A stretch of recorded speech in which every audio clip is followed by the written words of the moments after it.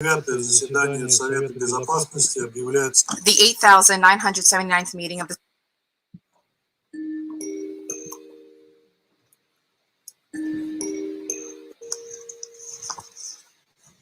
8979 заседание Совета Безопасности объявляется. The 8,979th meeting of the Security Council is called to order. The provisional agenda of the meeting for today is letter from the Permanent Representative of Ukraine to the United Nations, dated 28 February 2014, addressed to the President of the Security Council, S/2014/136. The agenda is adopted.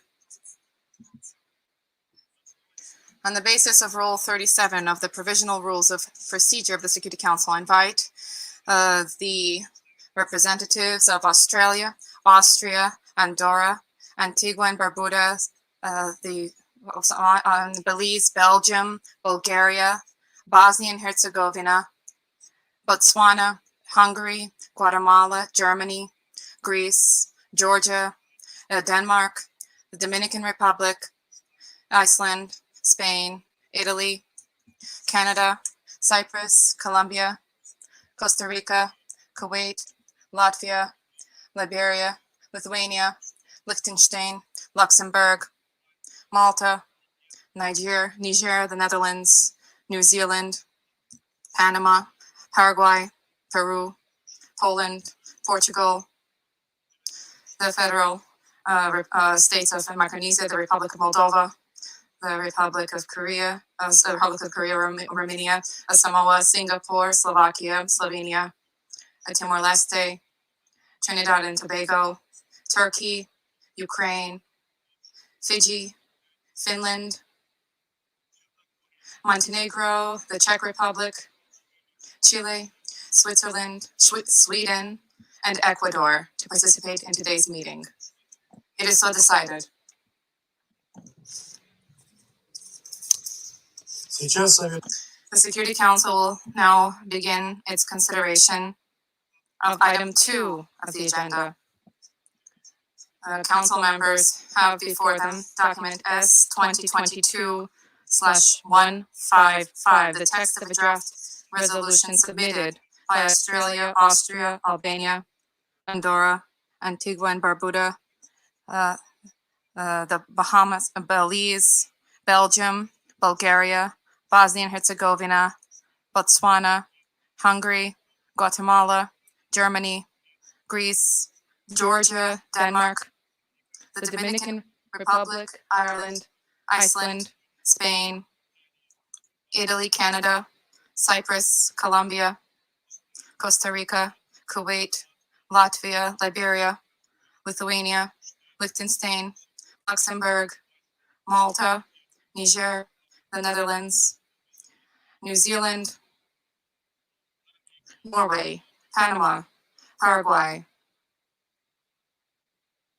Peru, Poland, Portugal, the Federated States of Micronesia, the Republic of Moldova, the Republic of Korea, Romania, Samoa, Singapore, Slovakia, Slovenia, the United Kingdom of the United Kingdom and North Ireland, the United States of America, Timor-Leste, Trinidad and Tobago, Turkey, Ukraine, Fiji, Finland, France, Montenegro, the Czech Republic, Chile, Switzerland, Sweden, and Ecuador.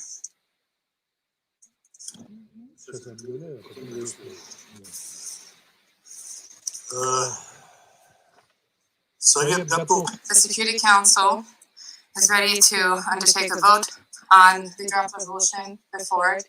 I now give the floor to those members of the Security Council who wish to deliver statements before the vote. I give the floor to the representative of the United States.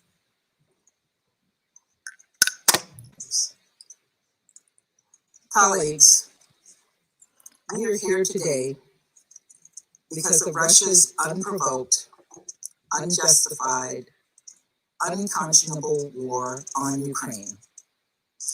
Let us never forget that this is a war of choice, Russia's choice. Russia chose to invade its neighbor. Russia chose to inflict untold suffering on the Ukrainian people and on its own citizens. Russia chose to violate Ukraine's sovereignty, to violate international law, to violate the UN Charter. Now, all across Ukraine, people are fleeing for their lives. Residents of Kyiv and Kharkiv have left their homes with only the belongings they could stuff in their backpacks to make shelter in subway stations, which have now become bomb shelters. We've seen reports of attacks on kindergartens and orphanages. Babies, newborn babies in an intensive care unit have been evacuated into makeshift bomb shelters too. We have seen heart-wrenching images of fathers sobbing as they say goodbye to their young children and sending their families away as they send their families away to safety while they stay behind to defend their country. In Kyiv today, thousands of people crushed into a local train station with mothers passing their children over the crowd, begging for people to help to get their babies onto trains and to safety. According to the UN High Commissioner for Refugees, more than 50,000 people have fled Ukraine in less than 48 hours. We've also seen everyday Russians bravely speak out and demonstrate in cities across Russia against President Putin's decision to plunge them into a war with their neighbor. They do not want to sacrifice Russian lives for Putin's ambition.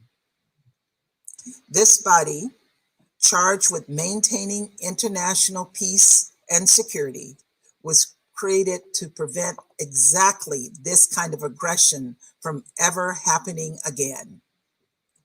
Russia's latest attack on our most fundamental principles is so bold, so brazen, that it threatens our international system as we know it. We have a solemn obligation to not look away. We believe to our core that the noble intentions of this institution should still have a place in solving 21st century problems and shielding our children and our grandchildren from the horrors of war. The horrors of war are exactly what Marini imma weeraraa Raashaa Yuukireen irra raawwattee itti fufee jira. Keessattuu manni maree nagayaa ka mootummaa gamtoomanii yookaan United Nations Security Council marii geggeessaa oolee jira. Yeroo akkanaa kana mootummaan gamtooman keessatti mootummaan gamtooman damee 7 qaba.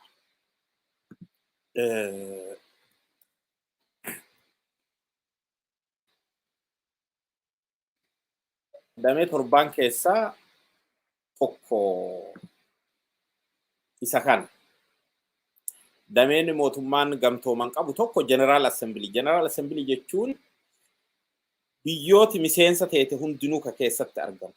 Biyyooti miseensa mootummaa gamtoomanii ta'an waggaatti moo waggaa lamatti yeroo tokko ta'aa. Teessumni mootummaa gamtoomanii New Yorkin beektanii. Achitti bakka bu'ooti biyyaa yeroo baay'ee hoggantoota mootummaa yookaan pirezidaantii muummicha ministeeraa yoo wanni hin jille hajaa alaafa yeroo hedduu head of states or head of government warri jedhamu biyya fi bakka bu'ee kan irratti argamu ammatti yeroo dhiyoo as biyya 193 ture biyyi miseensa United Nation addunyaarra biyyooti kun hunduu kan irratti argamtu ka wanni waliigalaa jechuudha. Konferansii waliigalaa ka jedhamu General Assembly ka jedhamu qaamii United Nation tokkoffaan isaa. General Assembly taane Security Council dhimma nagayaa addunyaa kanaatiin wal qabatee akka humna nagayaa kabachiisaa addunyaa kanaatitti kalaalamu.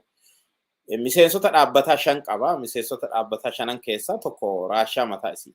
Raashiyaan biyya tokko, Chaayinaan 2, United States, Ameerikaan jechuudha sadaffaa, Faransaayii fi Ingiliz yookaan United Kingdom. Biyyoota kana 5tu dhaabbataadha. Biyyi biraa itti filatamtee gara biyya 50 akkanattu yeroo hedduu Security Council keessa taa'a. Nageenni bakka boorametti waraana erguu biyyi tokko biyya biraa weerartee dhaqanii gargaaruu maal jedhu waa akkanaatti nagaa kabachiisuu jechuudha. Wanniin kun dameen kun akkuma isin jedhe General Assembly tokko, Security Council 2, Economic and Social Council ka jedhu jira. Haaluma addunyaa kana diinagdee addunyaa kana wanni addunyaa kana kabachiisu. Sadaffaan isa tokko International Court of Justice illee jedhanii UN Secretariat illee ka jedhamu jira. Jechuun kunoo amma ka diinagdee ka jennu suni General Assembly ka biyya addunyaa kanaa hundinuu irratti argamtu. Qaamni aangoo guddaa qabu isa. Addunyaa kana biyyi 193 miseensa mootummaa gamtoomaniiti.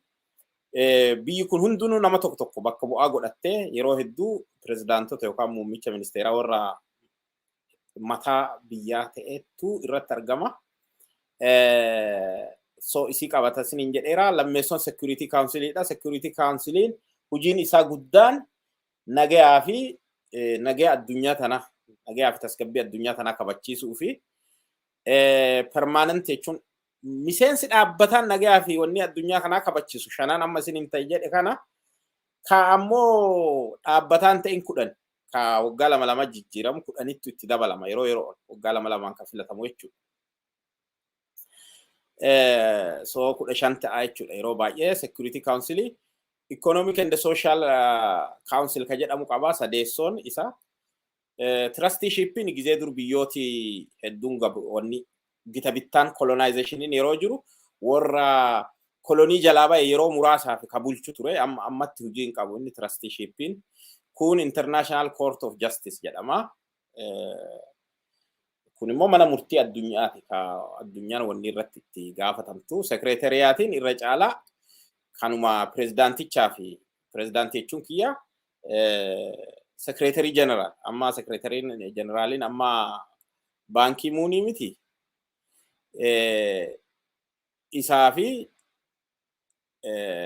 amma ennusi isaa fi isa wal qabatee jechuudha. Biiroo isaatii fi wanni Secretariat jedhama.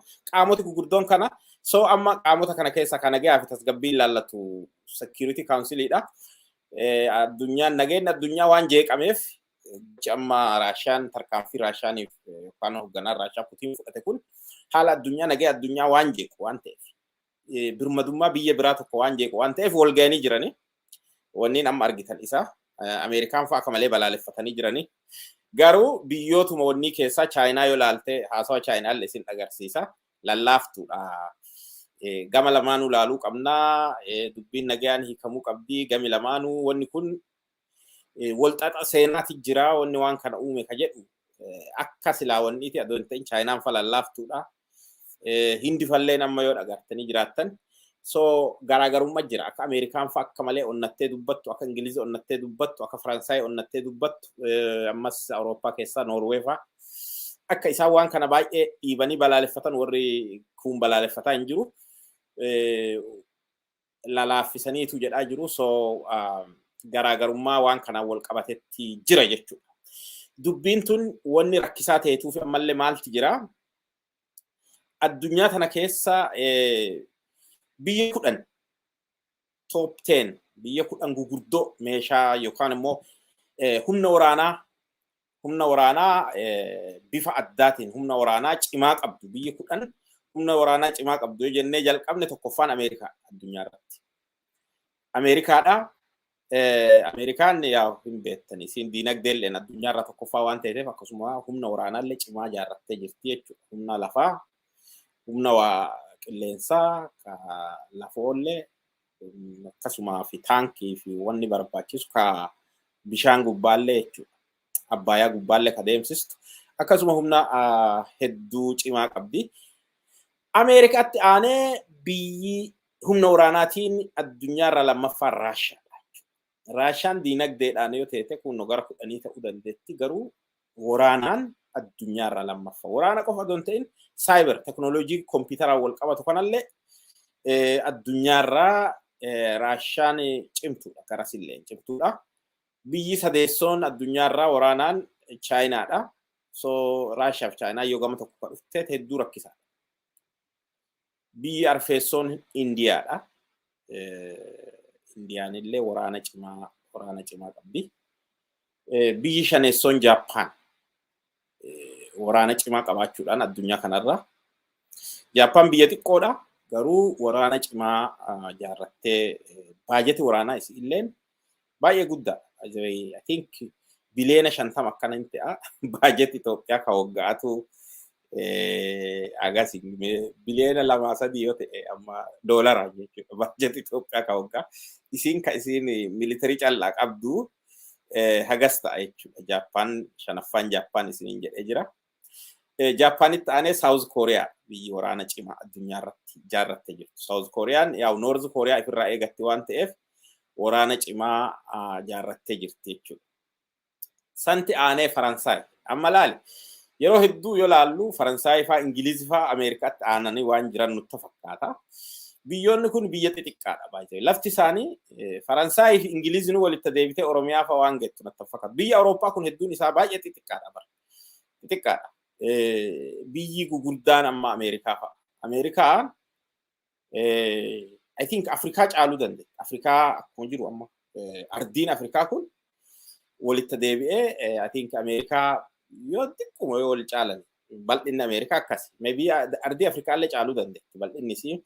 Isteetoti tokko tokkoon isiitu akkuma biyya Afrikaa tokko tokkoon caalti. Like amma Teksaasii fudhattan biyya Afrikaa 5-6 walitti.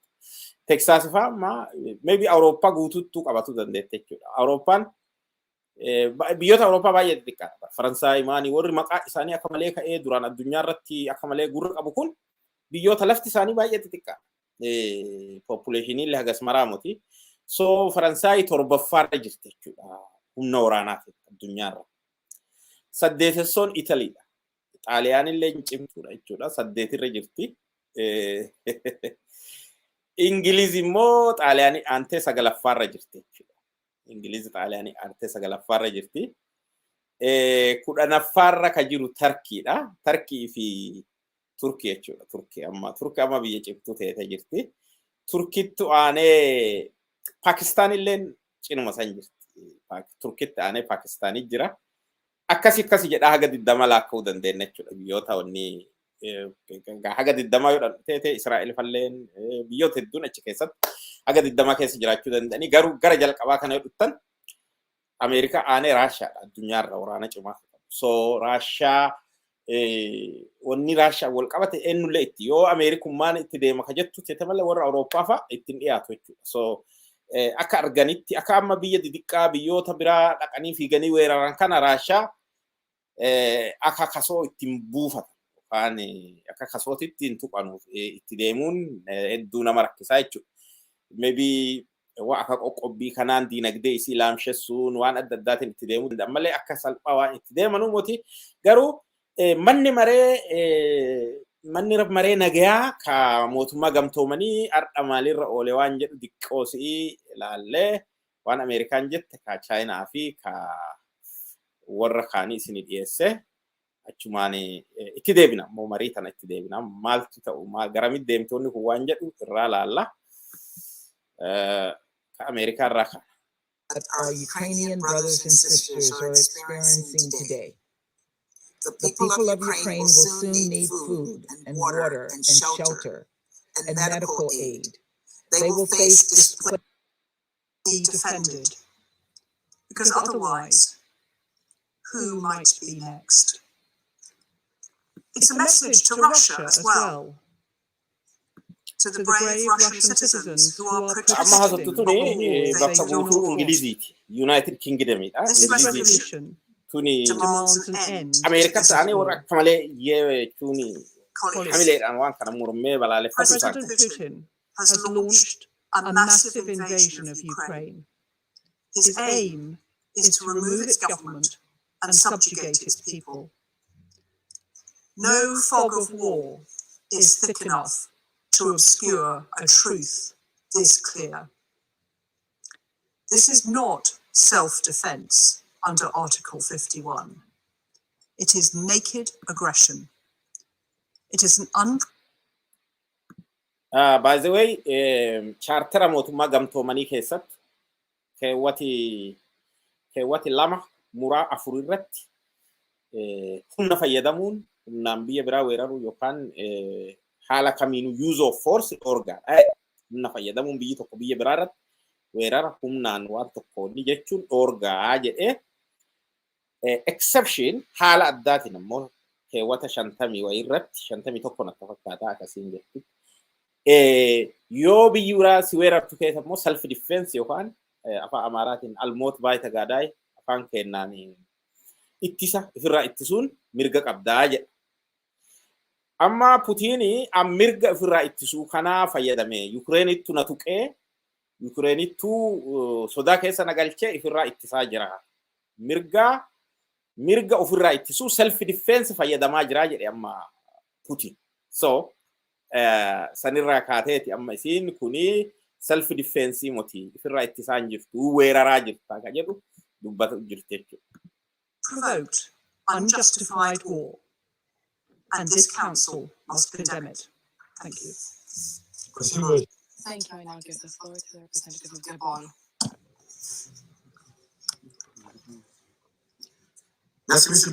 Thank you, Mr. President.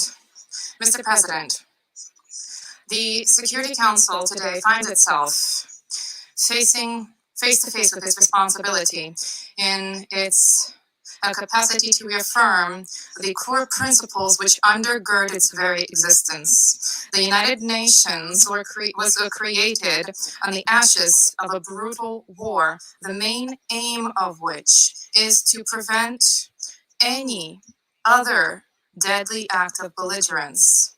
Today, at a time when a number of the draft resolution presented by Albania and the United States, and we will do so for the following reasons. First, we are witnessing one country's invasion of a sovereign country. This is a blatant violation of Article 2, Paragraph 4 of the United Nations Charter, and it is also an aggression under the terms of General Assembly Resolution 3314, which was adopted by all members of the United Nations. Secondly, Mexico has itself suffered 4 invasions over the course of its history as an independent state.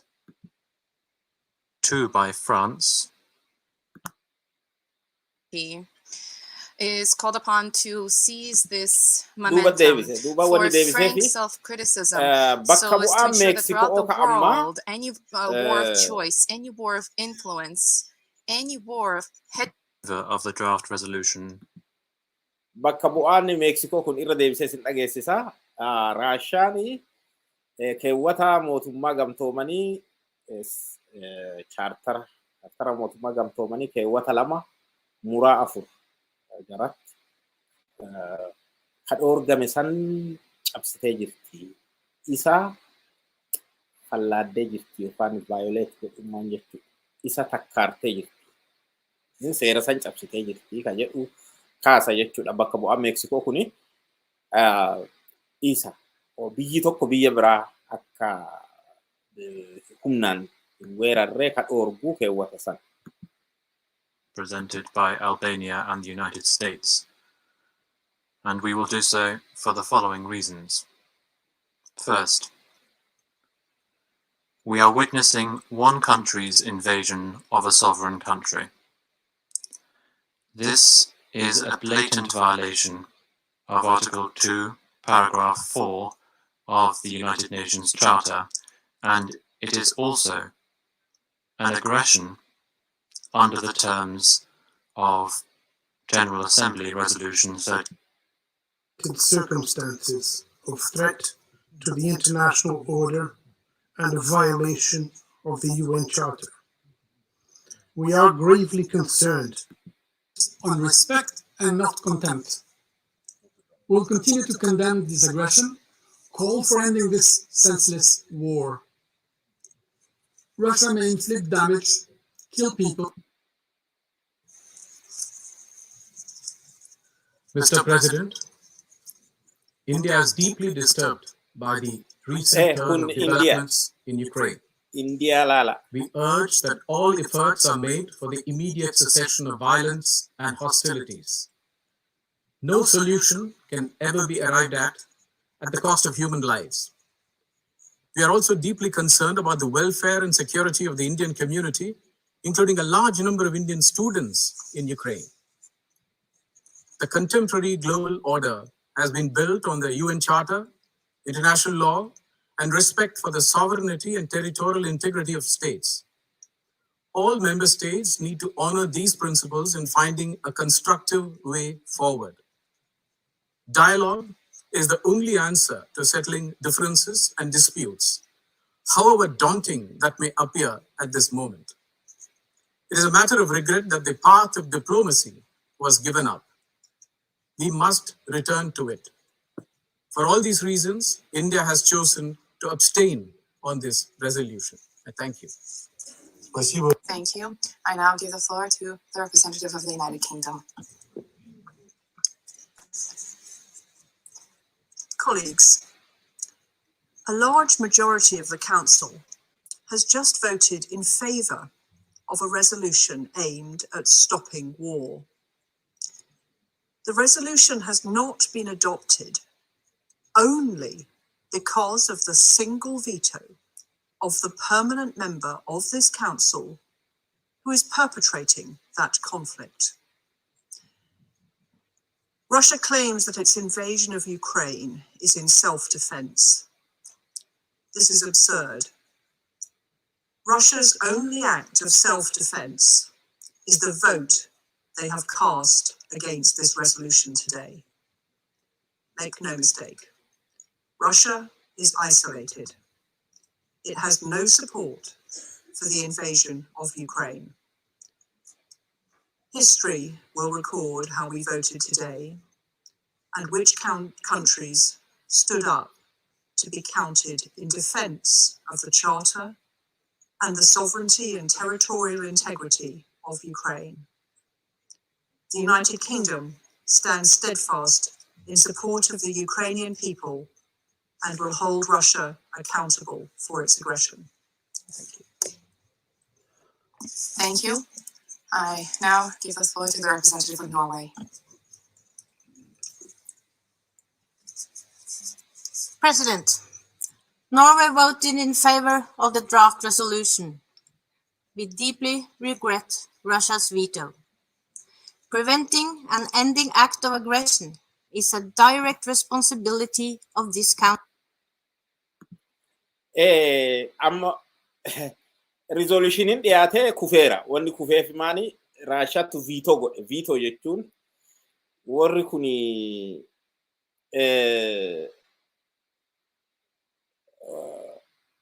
warri shanan mirga waan dhiyaate hundaa kuffisuu danda'a. Shanan. Warra shanan keessa tokkochi viitoo godha jedhee dideennani wanni sun hin dhaabatti. Warri gugurdaa shanan jechuudha. Ameerikaa, Ingiliz, Faransaay, Raashiyaa fi Chaayinaa jechuudha. Security Council keessa shanan kun permanent memberiin isaanii. Isaan shanan kun sagaleen kuffisuu mirga sagaleen kuffisuu qaban. Viitoo wanni jedhamu isa. So amma Raashiyaan shanan keessa tokko waan ta'eef mirga wanni ifirraa ittisuu fayyadame kanaafuu jettee viitoo gootee jechuudha. Viitoo gootee kuffistee baay'ee gaddinaa itti Norway illeen Ingiliz illeen amma Raashiyaa waan viitoo gooteef resolutionin kufeera jedhanii gadda isaanii ibsachuu jiranii. So viitoo wanni jedhamu mirga viitoo jedhanullee akka mirgisulleen akka jiru asumaan quba qabaadha jechumaaf. Council. A veto cast by the aggressor undermines the purpose of the Security Council. It is a violation of the very foundation of the UN Charter. Furthermore, in the spirit of the Charter, Russia as a party should have abstained from voting on this resolution. On Wednesday, as we sat here in the Council chamber, we could see the shocking first images of what now amounts to a full-scale Russian invasion of a free and independent UN member state. You can only imagine the hardship the people of Ukraine is going through. With their tanks, missiles, bombs, planes, warships, and cyber attacks, the Russian Federation's aggression not only violates the independence, sovereignty, and territorial integrity of Ukraine, it also constitutes a serious breach of international peace and security. Russia has disregarded the very core principle of the rule-based world order that the United Nations has stood for since the Second World War. Let me be absolutely clear. Norway insists that the Russian Federation immediately, completely, and unconditionally stops all fighting and withdraws all of its forces from the territory of Ukraine. Russia must respect the principles and purposes of the UN Charter. Norway expresses full solidarity with Ukraine and the Ukrainian people in the face of Russian aggression. Indeed, we already see the dire consequences for civilians, with casualties and injuries of large numbers of children, women, and men. We fear increased suffering in the time. Thank you. I now give the floor to the representative of Ireland. Mr. President, Ireland voted in favour of the draft resolution presented by the United States and Albania in response to the flagrant violation of the UN Charter, of international law, and of the sovereignty and territorial integrity of Ukraine by the Russian Federation. The Russian Federation has turned its back on diplomacy. Own choice. Wanni biyya kamalee gargaarsa keessa tokko Ireland We biyya deeply baay'ee regret that the Security Council has failed to Ameerikaa fa stop bira the dhaabattee infringement of the weerara Ukraine irra sovereignty godhame of a member of the United Nations. I thank you. Keeniyaatti aanee China Thank you. I now laallama. give the floor to the Because representative of biyya China. gurguddoo viitoo godhan keessa Chinaan biyya tokko. Thank you, Mr. President. Mr. President, China is deeply concerned about the latest developments of the situation in Ukraine. Now it has come to such a point which we do not want to see. China once always formed its own position on the basis of the merits of the matter at hand. We believe that the sovereignty and territorial integrity of all states should be respected and that the purposes and principles of the UN Charter should be jointly upheld. We have always called on all parties to seek reasonable solutions to address each other's concerns through peaceful means on the basis of equality and mutual benefit. We welcome and encourage all efforts for a diplomatic solution, and we support the Russian Federation and Ukraine in resolving the issue through negotiations. In the past week, the Security Council has held 2 emergency meetings, and all parties have fully elaborated on their positions and concerns on the current situation. At present, faced with a highly complex and sensitive situation, the Security Council should make a necessary response. At the same time, such a response should also be taken with great caution. All actions should be truly conducive to diffusing the crisis, rather than adding fuel to fire. If not handled properly and treated by bending oneself on exerting pressure and imposing sanctions, it may only lead to more casualties, more property loss, a more complicated and chaotic situation, and more difficulties in bridging differences. It may completely shut the door to a peaceful solution, and eventually, it is the vast number of innocent people that will be the victims. We must draw profound lessons from the extremely painful experience in the past. Based on the above mentioned, China abstained in the vote just now. I wish to stress that the issue of Ukraine is not something that only emerged today, nor did the current situation occur suddenly overnight. It is the result of the interplay of various factors over a long period of time. China advocates a common, comprehensive, cooperative, and sustainable security concept, believing, as it does, that the security of one country cannot come at the cost of undermining the security of other nations, and that much less can regional security be secured through group strengthening and, from that matter, group expansion. Against the backdrop of 5 successive rounds of NATO expansion, Russia's legitimate security aspirations should be given attention and addressed properly. Ukraine should become a bridge between the East and the West, not an outpost for confrontation between major powers. We strongly call upon all parties concerned to exercise maximum restraint, ease tensions, avoid civilian casualties,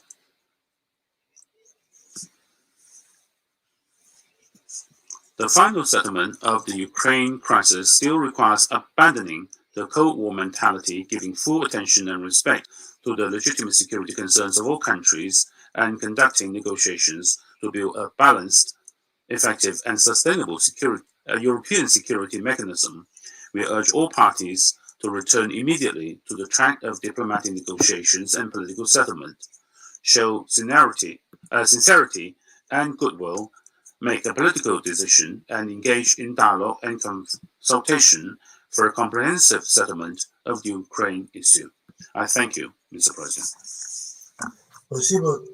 Thank you. I shall now deliver a statement in my capacity as the representative of the Russian Federation. The Russian Federation voted against the anti-Russian and anti-Ukrainian draft resolution of the Security Council that was submitted today. Why is it anti-Russian? I think that there is no need to explain. Why it suffices to have merely cast a cursory glance at the text. Why is it anti-Ukrainian?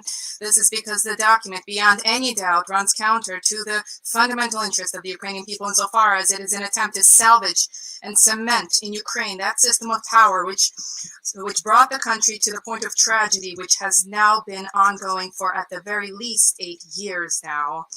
We thank those who did not support this draft.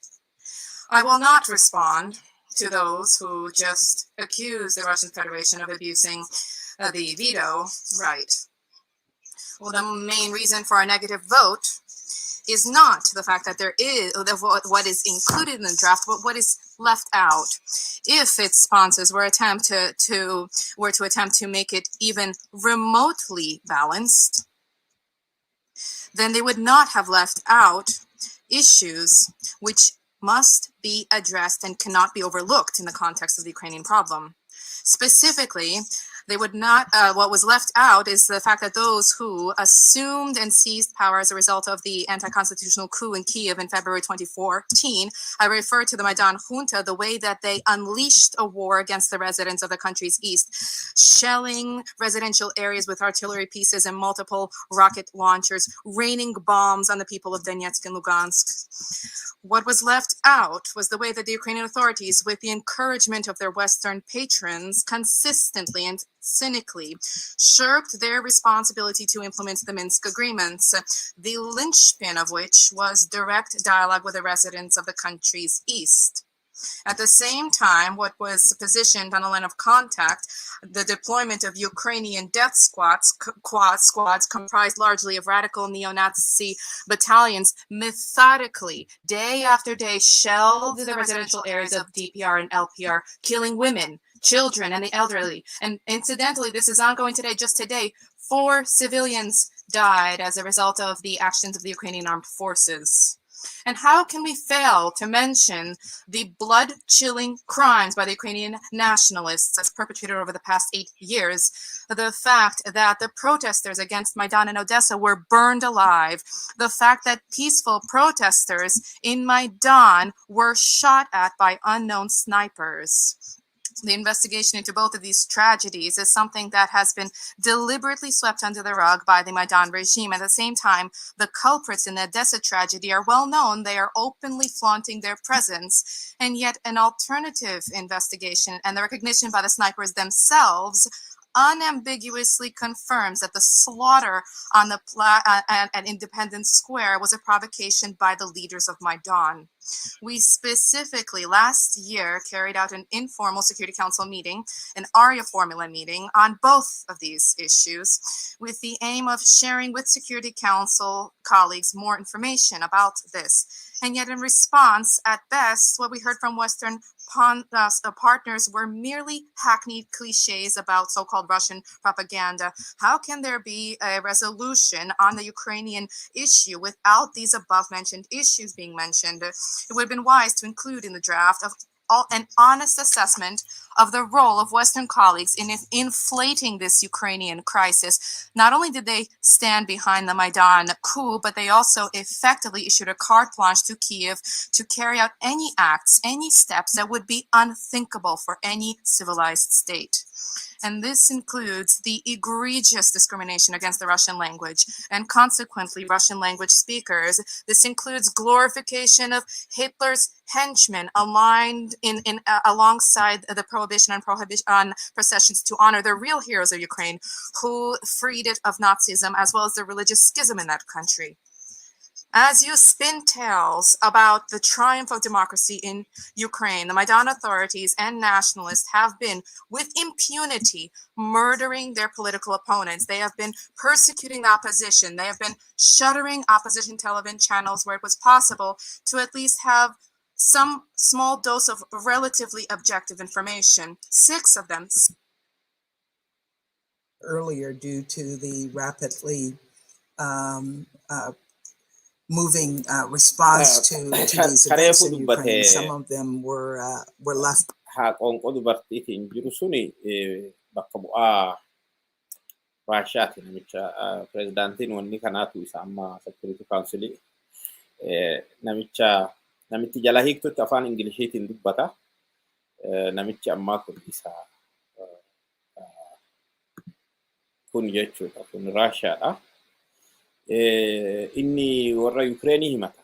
Jechuun warra afaan Raashiyaa dubbatu Ukraine keessatti kana godhanii san godhanii maalii boombiin balleessanii badii guddoo Ukraine nurraa geessistee uummata ofiirra waan genosaayidii raawwattee jedha. Kanaaf seennee kanaaf weerarree jechaa jira. Tun immoo bakka buutuu Ameerikaati. Earlier, due to the rapidly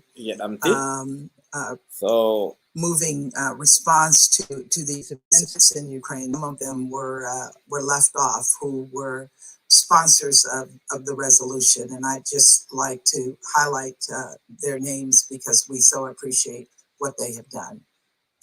Barbados, Croatia, Estonia, the Gambia, Grenada, Haiti, Jamaica, Japan, Kiribati, Lesotho, Marshall Islands, Monaco, North Macedonia, Palau, Papua New Guinea, and Suriname. I want to thank you and all of you for your support.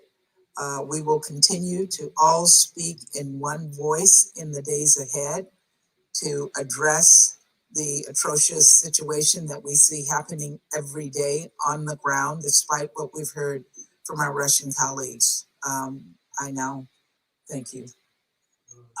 Thank you. And I now give the floor to the representative of Ukraine.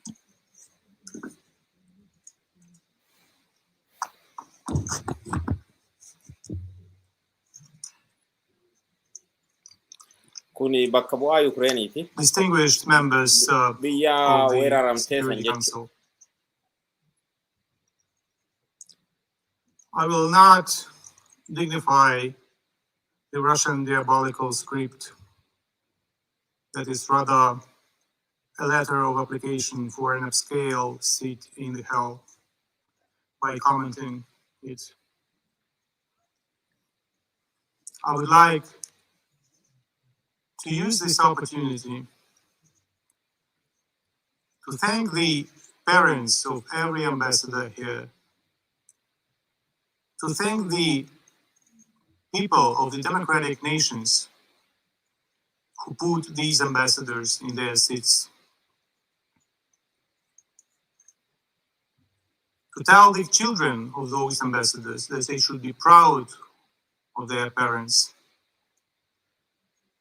that they have voted in favor of the resolution. I thank my good friend Nicolas from France, Rolando from Brazil, my good friend Hajar from Albania, Linda, Barbara, Mona, my good friend from Mexico, Martin from Kenya, Ireland,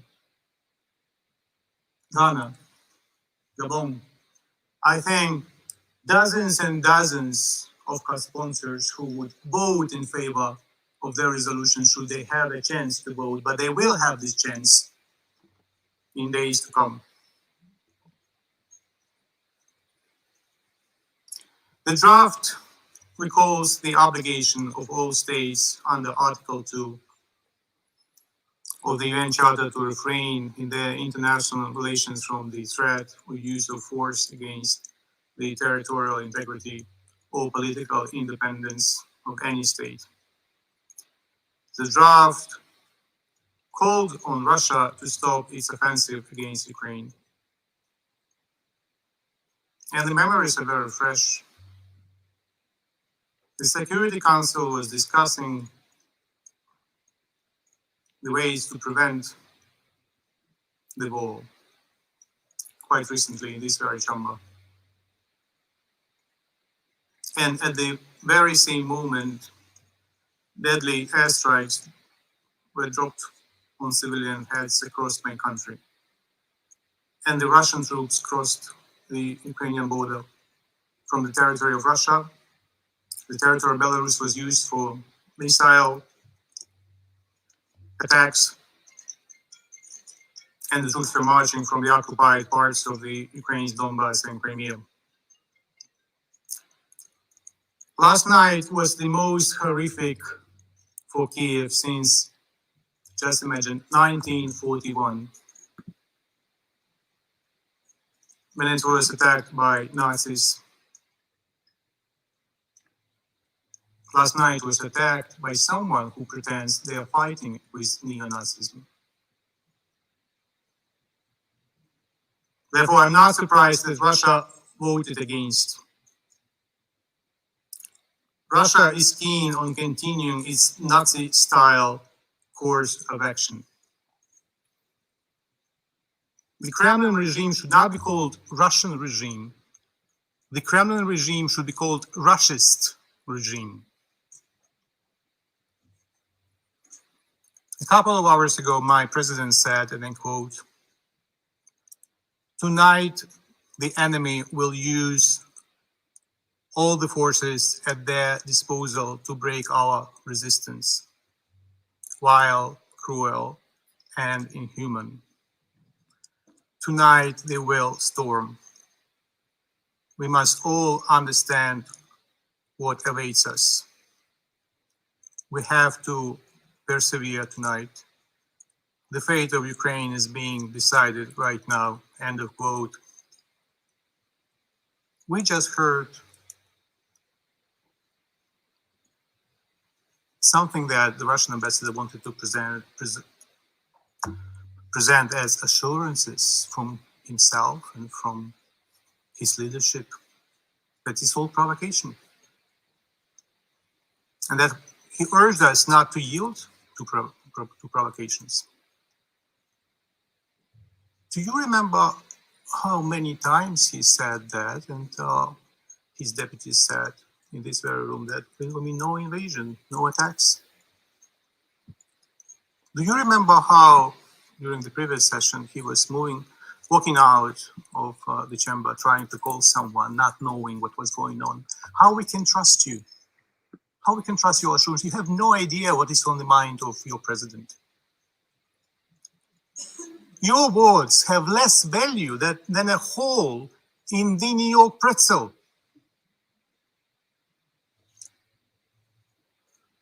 The Russian Federation that occupied by treachery the seat of the Security Council member in 1991 violates daily not only the charter but also the provisional rules of procedure of this council. Because if Russia did not violate the provisional rules, then Mr. Nageyaa had to follow Article Rule 20. All right. Wanni isaa laalleerra walumaa galatti Security Council oolmaa Security Council har'aa kana fakkaataa yaadi gama gamaatiin dhiyaatee ture. Raashaan viitoo goote kuffistee jirti mirga sagaleedhaan kuffisuudhaa qabdi. Afaan Amaaraatiin dimtsiin badimtsee mashaa yookaan veto. Russia has the right to veto. Russia vetoed. So isin takkattiin sagalee hundaatu kuffistee jechuudha. Warri biraallee warri shanan kun hundinuu sagalee akkasii qaban Security Council keessatti. So kanaaf amma biyyoota Afrikaan at least sagalee tokko Security Council warra shanan irra dabalataanii Afrikaan akka Afrikaatti sagalee tokkollee ta'e qabaatu qabdii ka jedhu wanni jedhu sosochiin ka tureef kana yaa'u wamaa sagaleen wanni hin dhaga'amne wanni sun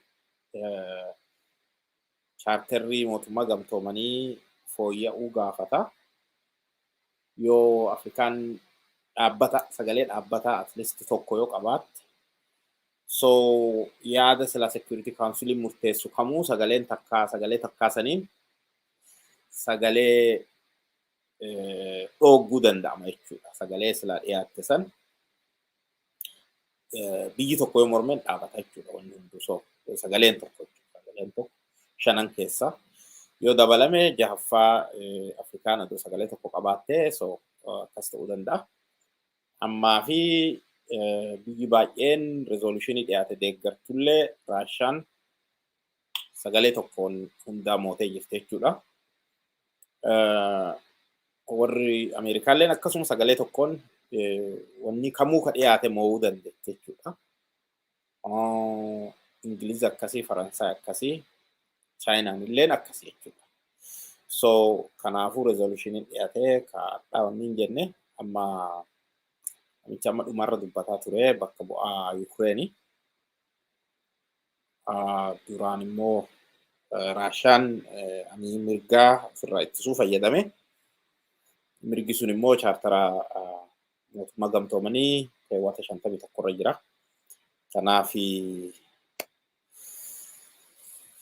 mirga kiyya waan fayyadameef wanni tokkollee hin barbaachisu ka jedhu mormitee sagaleedhaan kuffistee jirti.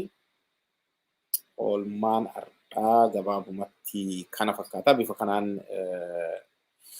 teessoon mana maree mootummaa gamtoomanii ka har'aa bifa kanaan hobba'e jechuudha. Namooti garaagaraa tilmaama garaagaraa qabaachuu danda'anii. Actually yenna kana qophii kana hojjetaa turree jirra. Kaleessallee waan ture keessattuu Putin. Vladimir Putin eenyu ka'umsa isaarraa akkamitti gara Jarman ergamee Jarman akka ture Jarman irraa KGB bakka buustee Jarman akka ture achirraa gaafa deebi'u kantiibaa bakka tokko akka ture meerii ta'ee achirraa akka Boris Yeltsin gara biyyittii bulchiisa dadhabee gaafa jedhu akka gara aangoo dhufee fi irra caalaa amalli isaatii fi wanniin isaa maal akka fakkaatu fedhiin isaa haala adda addaatiin maal akka fakkaatu irraa dubbataa turree jirra. Irraa dubbannee turre. gaafa saniin duraallee biyyooti Ukraine jedhamuu fi biyyi Ukraine jedhamu kunii fi biyyi Raashaa jedhamu hariiroo isaanii maal ture yeroo tokko waliin turan jira. Federeeshiniidhaan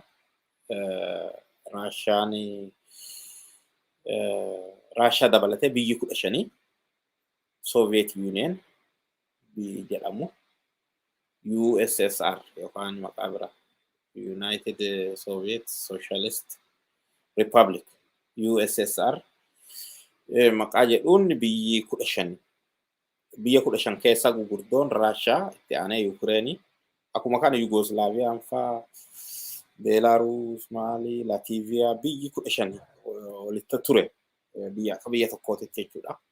Isaan kun gaafa ilaalchi komunizimii yookaan immoo sooshaalizimii kan ittiin biyyooti gara bahaa kan jiran Chaayinaa fallee dabalatee kan ittiin qara Ameerikaadhaan waliin dorgomaa turan sun ilaalchi sun fuuldura deemsisuu dadhabee diinagdeen isaanii gaafa kuftee jettu biyyooti kun diinagdeen Raashaa keessattuu gaafa kuftu biyyooti kun addaan faca'an jechuudha. Biyyoota kana walitti qabuu keessatti gahee guddaa kan qabdu Raashaa turte. Mootonni Raashaa dadhabaa gaafa dhufan. Mootonni duraanii Staaliinii fa'aa jajjaboo turanii Mikhaa'el Gorbaachoviin dadhabee laaffatee innuuyyuu harka kennatee Perestroikaa waan jedhu labsee riifoormii labsee harka kennate jechuudha. Haaromsa jechuudha. Karaan sun nun deemsine kan jedhuun gabayaa command economy ture.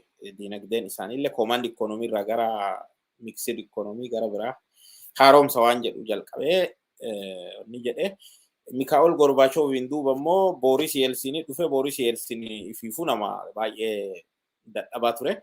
Maybe isaan facaasuu keessa harki warra lixaa kun hin jira jedhama garuu Boris Yeltsin immoo irrumaayyuu nama hedduu gizee hedduu waa dhugee waa unee machaa'ee wanni jedhu ture jedhama. Haala kana keessatti intinaan gara wanni dhufe. So biyyooti tun lamaan tokkoffaa fakkeenya Ukraine gamni uummati Ukraine keessa gara bahaa qubatu sanyii Raashaa akka ta'e. Tokko sadaffaan uummata Ukraine gara sanyii Raashaa akka ta'e fi afaan Raashaa akka dubbatu. Warri afaan Ukraine dubbatu irra caalaa warra gara lixaa Ukraine jiru afaan Ukraine dubbata kun afaan Raashaa dubbata. Hidhannaa Raashaa waliin qabu hidhannaa cimaa qabanii seenaallee ni jirti. Wanni kun amma Ukraine irra wanni deemaa jiru dorgommii Ameerikaa fedhii Ameerikaan Raashaa dadhabsiisuuf gootu naannoo san biyyoota naannoo san jiran amma Ukraine fa neetootti galchuu Ukraine achiin gara European Union yoo galte jette Raashaan kophaa hafti jechuudha. Biyyoota naannoo qara Raashaa waliin hariiroo qaban san jalaa guurrachuudha. So amma dirree dorgommii taate jechuudha Ukraine. Raashaan illeen immoo adoo an lubbuun jiru wanni kun na biratti akkanan godhanu biyya tana wanni dalleen attan jaaran ka jedhuun kaate jechuun atta fakkaata. So batiliin kun amma batilii Raashaa fi Ameerikaa jidduu jiru. Raashaan akka dur caccabdeetti naafne xiqqoo fooyyofte xiqqoo hafuurritti deebi'e jechuudha. Namichi kun keessattuu Vladimir Putin kun Raashaa bakka siin duutee caccabderraa xiqqoo fooyyessaa dhufe jechuudha. Humna waraanaallee deebisee ijaare diinagdeellee haga durii caalaa fooyyesse. Inni akka nama wanni addaa tokkotti haa ilaalamu malee wanni ifiillee akka malee biildi godhee jira jechuudha. Abbaa irree jabaa. So Raashaan amma deddeebi'aa ol ka'aa waan jirtuuf wanni Raashaa kana inuma sodaata. Diinagdeen qabdu san qofa rakkoon isii san kenne san malee diinagdee cimaan qabdu diinagdee Raashaa jechuun aguma steet Ameerikaa tokkoon wal madaalchisan. Yookiin Kaalifoorniyaa yookaan New York diinagdeen isii akkasuma jedhu steeta 50 keessaa tokko jechuudha. So garuu humna waraanaa cimaa ijaarratte. Addunyaarra humna waraanaa tokkoffaan Ameerikaa lammaffaan Raashaa akkuma reefillee jedhaa turre. Sadeessoorra ta jirtu Chaayinaadha. Bifuma kanaan argitee humna waraanaa cimaa ijaarratee jira. Rakkoon guddoon jirtu Ukraine tanaaf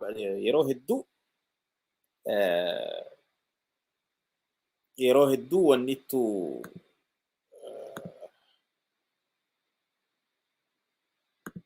namoota Raashaa deeggarantu bulcha. Amma laali Raashaalleen namoota Ukraine siyaasa Ukraine keessa harka lafa jalaalleen ta'e harka keessa qabdi. Haga danda'ametti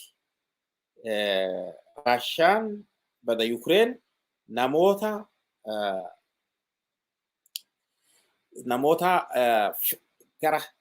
gara Raashaati hidhata qabanuun akka bultu barbaada.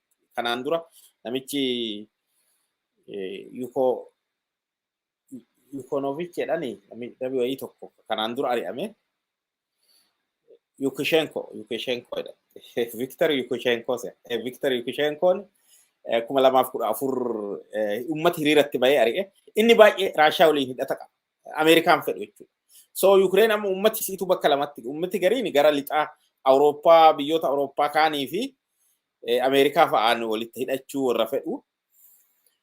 Ukraine gariin immoo ummati Ukraine baay'een jibba warra lixaa kana akka qabuu fi gara Raashaa maquu ammallee immoo sanyiidhaanis fi afaan Raashaallee fi sanyii Raashaa warri ta'e immoo warri irra caalaa gara Raashaatitti pro Raashaadha jechuudha.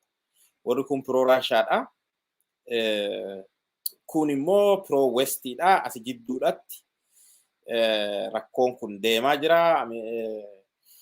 Raashaan immoo Raashaa wanni gargaaru tokko amma waan lamatti ta'uu danda'a. Probably Raashaan wanni jettu godinni lama ka Ukraine godinni lama amma already bilisa ba'ee jira jedheera hireefi murteeffata wanni jedhu. Godinni lama kuni naannoo Donbass jedhamu gara East Ukraine warra sanyii Raashaati warra afaan Raashaa dubbatu.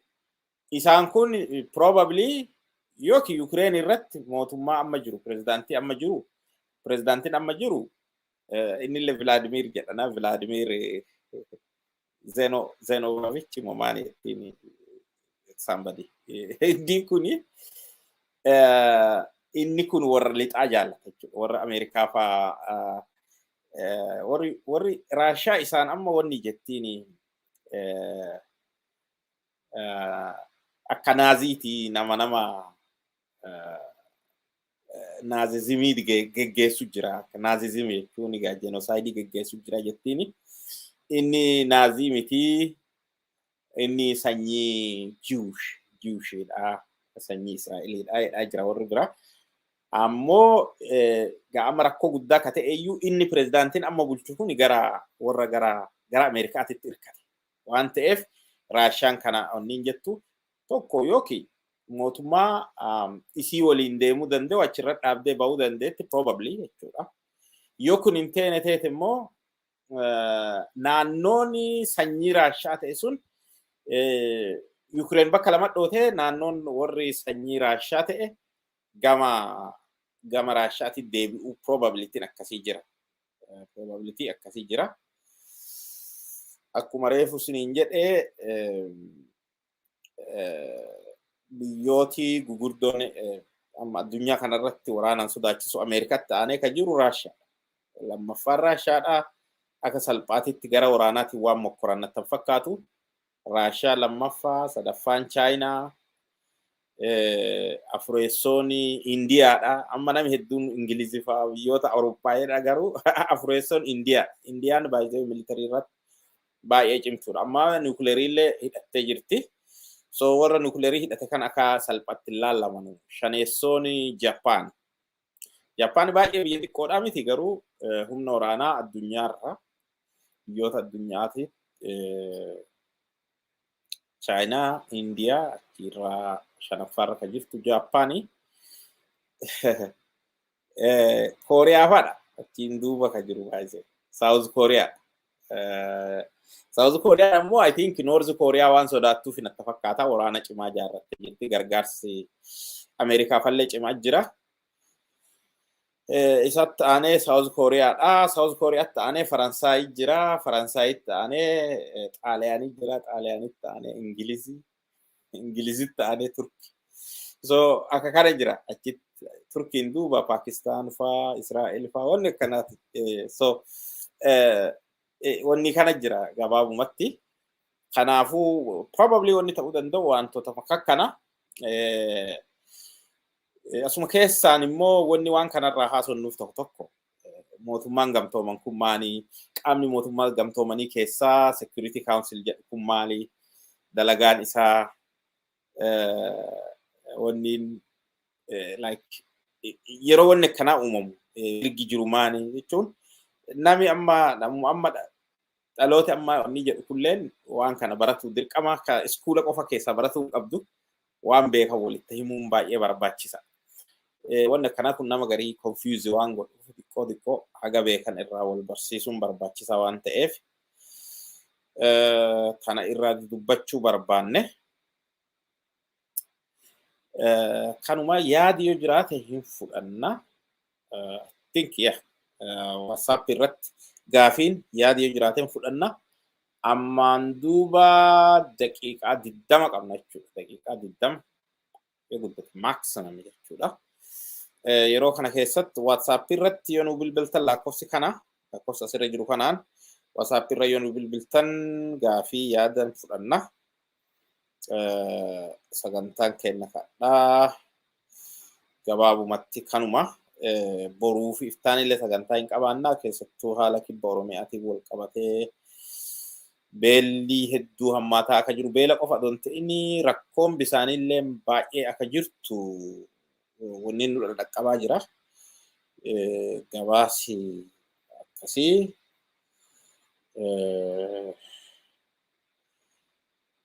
gabaasa hedduutu jira. Really hedduu nama gaddisiisa. Haalli bisaanii wal qabatee jiru kibba keessattuu naannoo gammoojjii kana keessa hedduu akkasuma gogiinsa irraa ka'ee roobi dhabamuun duuba wanni kun rakkoon kun duraanillee yeroo garii dubbannee jirra. Dubbataa turree jirra. Amma immoo wanni sun hammaachaa fuuti. Keessattuu picturii an argee keessattuu amma kibba maanii kibbi bar Sumaaleellee akkasuma beela Noorzi Keeniyaan akkasuma beela Itoophiyaa qofaa miti.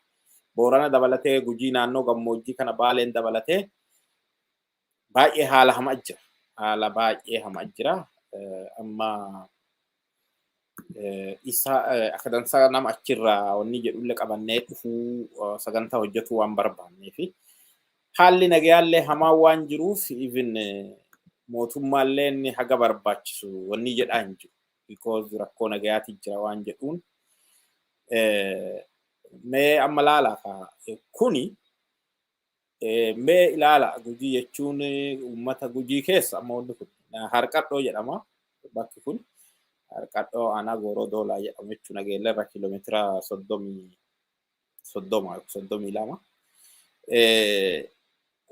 Uummata akkana wanni qootti qofa akkana qubatu beenna kun amma uummata baadiyyaa irraa baqatee achi magaala bira qubateeru akka jedhamutti.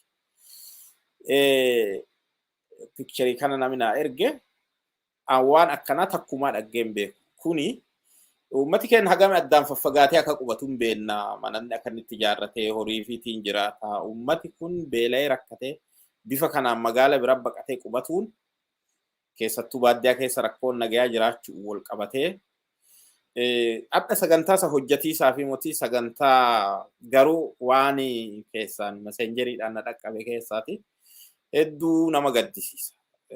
Wanni akkanaa kun ta'uun baay'ee waan nama gaddisiisu. Laali bisaan amma bakki kuni haroo Garmaduuti jedhama. Haroon kun duri haroo guddoodha. Isiinuu akka jechuun haroo guddoo nami keessa daakun fakkaata godde. I think amma achi keessa gadi qotanii waa akkanaa kana bisaan akkanaa kana unaa jira. Akka malee bisaan dhabaan nami akka rakkataa jiru hedduu himamaa jira. Kuni waan baay'ee nama gaddisiisu. Argitee bisaan dhabaan nami akkana miidhamuun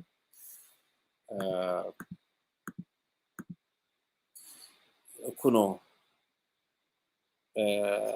laali akkatti bisaan onni jedhanuu akkatti jarkeenii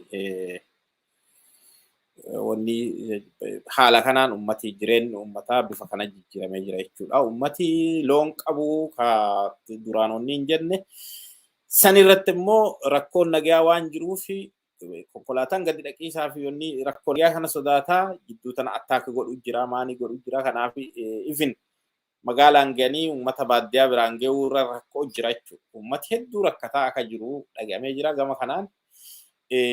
Baay'ee qara uummati yoo jiraate wanni hundinuu ni siyaasaallee aangoollee warri aangoo qabanna jedhullee aangoo qabatuu fi qara aangoo wanni qabatanuuf wanni qabsaanuuf tokkoffaa uummati kun jiraatee isa kana jireenya isaa hagana caalaa wayyoomsinaa fi warri amma jiru homaa jireenya uummataallee fooyyessaa fi hin jiru mirga isaa nuti caalaa kabanya amo tire yo jiraate mitire so I think wanni jireenya namaatiif dursa kennuun lubbuu namaatiif dursa kennuun baay'ee barbaachisaa natti fakkaata hundumaafu mootummaallee ta'e warri kuullee so rakkoo cimaa jira jedhamee jira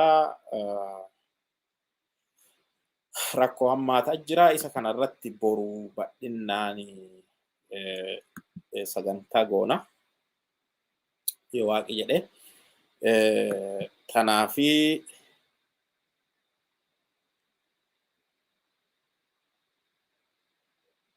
ya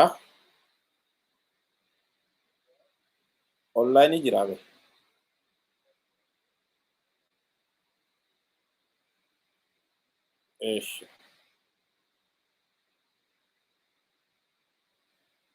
hello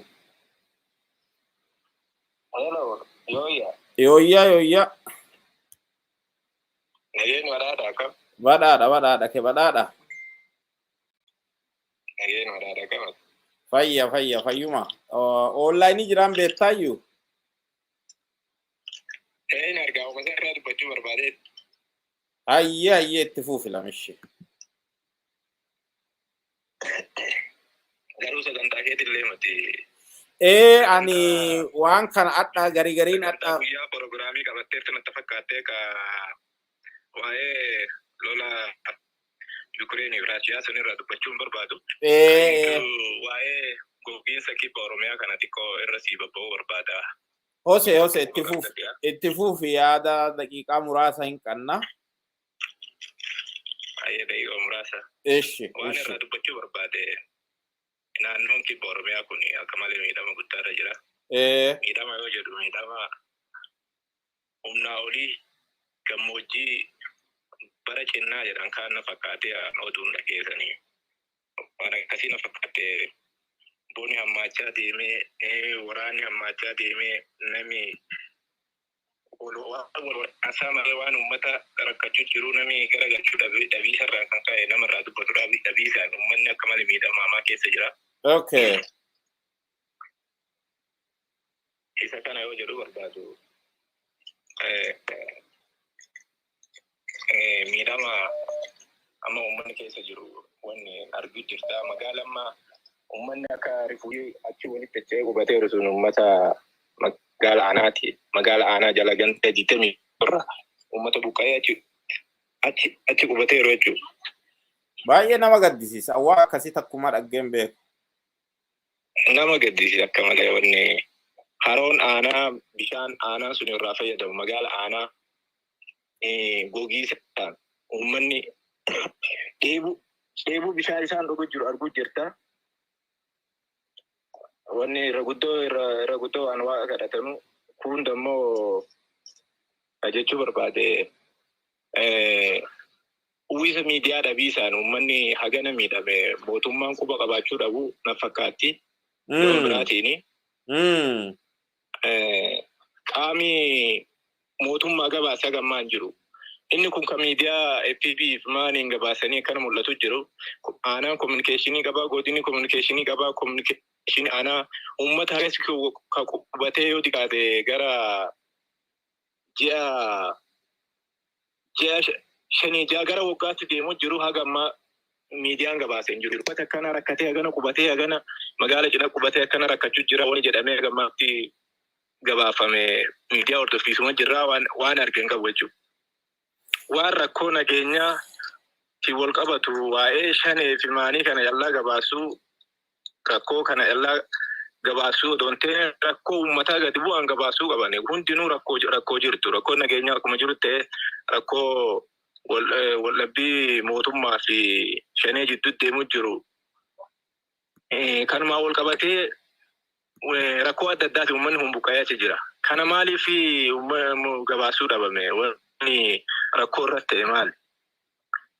Akka communication'itti hin gabaasine. Tana birakkooni waan mootummaa barbaadaa jiramoo maaliif gabaasuudha? Yani amma wanni shakkiin ana kee waan sun jechuudha. Rakkoo uummataa yoo ati dhoksitee teetteen dhiibee kana ala bayaa jechuudha. Rakkoo uummataa waan uummata mudate silaa dhoksuun hin malle haga danda'ameen mootummaallee furmaata itti kennuun ni mala. Maaliif dhoksuun barbaachise? Fakkeenyaaf akka godina keenyaatti yoo fudhanne rakkoon tun amma ka'aan gorodoola qaraqalloo callaatti mul'ate malee aanaa gumee eldalloo akkasii ka'aanaa gumee eldalloo akkasaniin buqqa'ee nageelle jala akkas qubatee jira. Aanaan liibanii akkas buqqa'ee nageelle jala qubatee jira. Naannoo nageelle marfamee wanni qubatee jiru uummata rakkoo nageenyaatiif rakkoo bonaatiin buqqa'ee bakka jireenyaa dhabee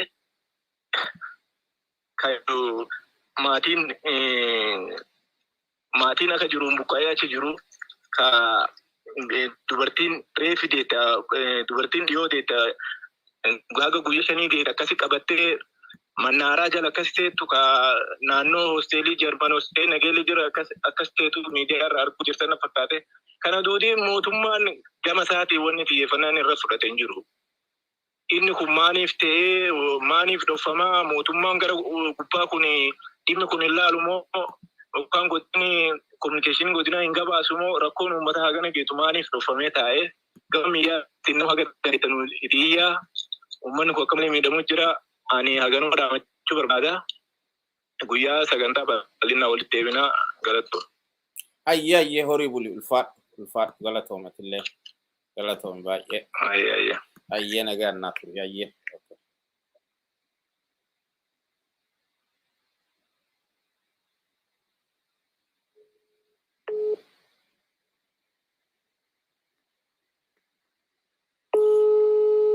Baha Wallaggaa baay'ee rakkisaadha. Komantii jettu jira. Baha Wallaggaa haala Nageyaa natti fakkaata. Halo.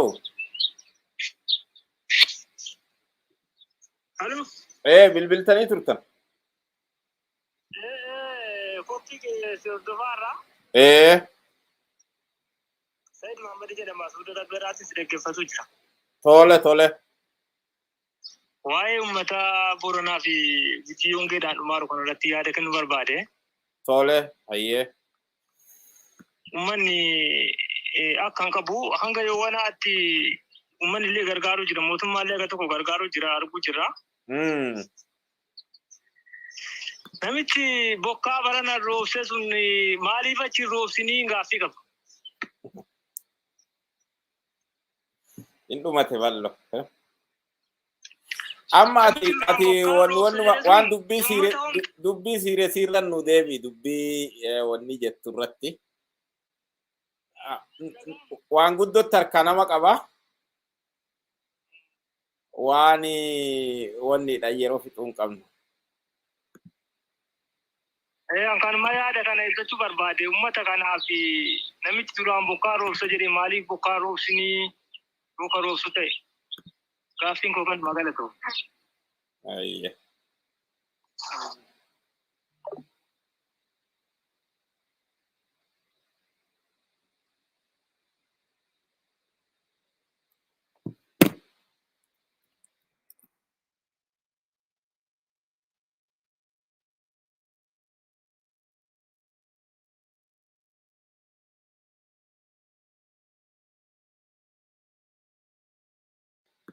Hayyee dhimma kana boruu sagantaa irratti hojjechuuf deemna.